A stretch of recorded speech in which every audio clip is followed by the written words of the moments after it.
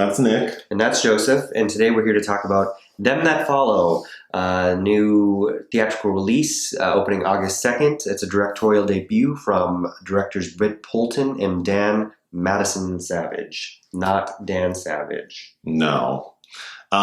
So this movie stars... It's got a great cast. Yeah, it has a great cast. Olivia Colman in her first post-Oscar winning role. She won for The Favorite last year. Walton Goggins of The Hateful Eight. Kaitlyn Dever, Thomas Mann, Lewis Pullman, and Alice Englert in the female lead, who is Jane Campion's daughter and who starred in Beautiful Creatures. So the story revolves around a community in the Appalachians. Yes. It revolves around this Christian fundamentalist church that's run by Walton Goggins. His daughter, Mara, who's played by Alice Englert. We find out early on she's pregnant. Yes. She has a fiance, but she also has a side piece. And we learn that she's pregnant by the side piece. Mm-hmm. So much of the film revolves around this sort of general tension of how she's going to deal with this pregnancy. Did we mention that this fundamentalist Christian sect believes in poisonous snakes? Yes, so that's a big part of this. That they use venomous snakes as a way to cleanse their, Yes, and a minor has died from a snake bite, and we're led to believe that the police are kind of on their tails slightly of this religious community. So it's found out that her side piece is the one who gets her pregnant. So he is forced to handle the venomous snake to cleanse himself, and he's bit by the snake. So while he's literally in his deathbed getting his arm amputated, Mara is then taken by her father to the church to be cleansed by the snake, and she is successful in avoiding being bitten. So they understand that she's been cleansed, and she goes and takes her one-armed beau to what we presume is the hospital, and that's how the film ends. Mm-hmm. So this film is not the best, but I think the acting and the cast are great. Yeah, Olivia Colman's quite good. She's very good. Yeah, she seems like a past addict who has come to this. Yeah, she does a good job with the role because her character mentions something to the effect of she had a previous life before she joined this community, which made me think she was probably a truck stop hooker or something who found Jesus. And she does sort of radiate that. She's kind of rough around the edges. She smokes, and just the way her mannerisms, she does such a good job of embodying what I think this character would be. So she's great. Jim Gaffigan is in the film. Yeah, as her husband. As her husband, and he's not distracting. I really enjoy him as a stand-up comedian, and I really wasn't taken out of the film because of him. He doesn't have much to do. He doesn't speak much in the film, and it appears has put on weight and also has a lot of facial hair. So, he's successful in his role. He's somehow the most reasonable character as well. Yes. So his son is the one whose arm was amputated. Now, he does amputate his son's arm, which does not seem reasonable. But there's a point where he sort of feels like we need to do something. And that's what he is able to muster up, when the reality is he needs a doctor. And his son keeps saying, I need a doctor. So, the actors are great. They got great performances out of the pretty amazing cast they were able to secure. So I think that's positive. I also think the film there are a lot of really beautiful shots. Yeah, it looks fine. Because, we compared this film to Winter's Bone, which is a far superior film in almost every way. But I think where that film kind of made that region look almost horrifying. I felt like it almost looked like post-apocalyptic at times. Yeah. This film... decimated by meth. Yes. Yeah. This film, it definitely painted a much more appealing picture, which I liked. This film was not horrifying or thrilling unless you're scared of snakes.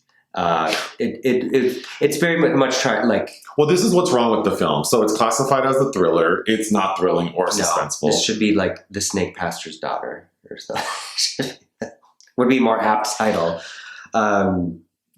it wasn't dysfunctional enough. Like that, these people are living in extreme dysfunction. I didn't see any internal conflict with the characterizations. Like Alice Englert is pregnant, but I never get a sense of she's supposedly deeply enmeshed in this religion, but it never seems like she's really bothered by the choices she makes or the consequences of her choices. Correct.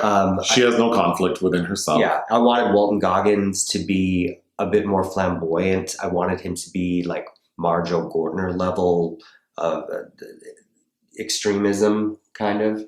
Yeah, he's great. Like, I think he was well cast for this role, but it's not played to a level where we understand how he would captivate this. Yeah, like he's not charismatic enough. He's not charismatic enough. And then like Lewis Pullman, who's Bill Pullman's son, looks a little too clean kept. So does Thomas Mann, and they're both very well groomed. Yeah. Particularly Lewis Pullman looks very good for someone who works like in the wells doing hard manual labor.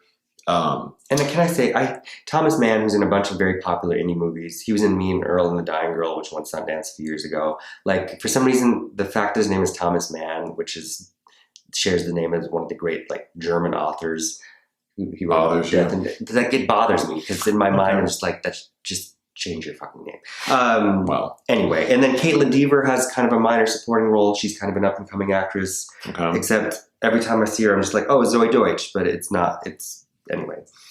And then, as I've also said, I just wanted it to be dysfunctional. And I keep bringing up this Angelica Houston film that she directed in the late 90s called Bastard Out of Carolina, which starred Jennifer Jason Leigh and Jenna Malone. And that movie, I haven't seen it in 2 decades, but it's still like, it sits in the back of my mind with some of the things that happened in that film.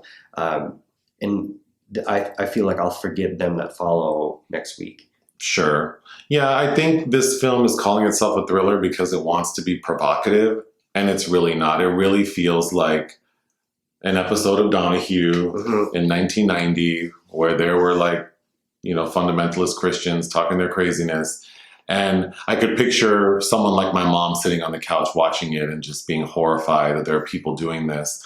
But, that was 29 years ago. Today it just feels like, oh, you people are kind of stupid. And there is no, no one seems to be there under duress. There are many moments in the film where it's clear any of them could just get up and go. And yeah, there are no dramatic stakes. No. I felt. As soon as she gets that pregnancy test out of the store Olivia Colman works in, I knew where it was going. What road we were going down. Right. Well, yeah, there are many moments. The fact that she had access to a pregnancy test, there's a moment where another plot point is, like you mentioned, police being involved. So in the beginning, we understand that a young boy was killed by a snake bite in the church. And they make it seem like this is going to bring a lot of negative attention and that they're going to be in trouble, but that doesn't pan out to anything. They go snake hunting, and on the drive back with a truck full of snakes, the pastor and Lewis Pullman's character are pulled over, and Lewis Pullman's character gets sent to jail for some time, like a day or two. That doesn't pan out to anything. There's another scene where they're driving and the police they think are following them, but they're not.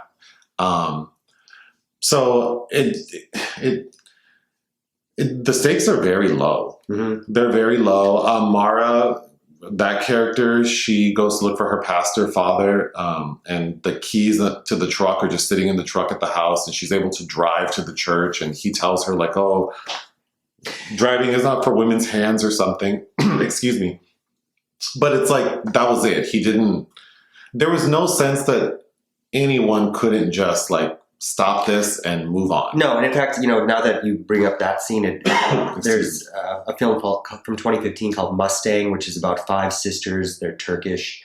It's from a French-Turkish director, and each one of them get married off one by one. But the movie starts where the sisters make a pact that they're never going to leave each other and they're not going to get married off, as is dictated in their culture. And only the youngest one gets away is because she befriends this truck driver who teaches her how to drive.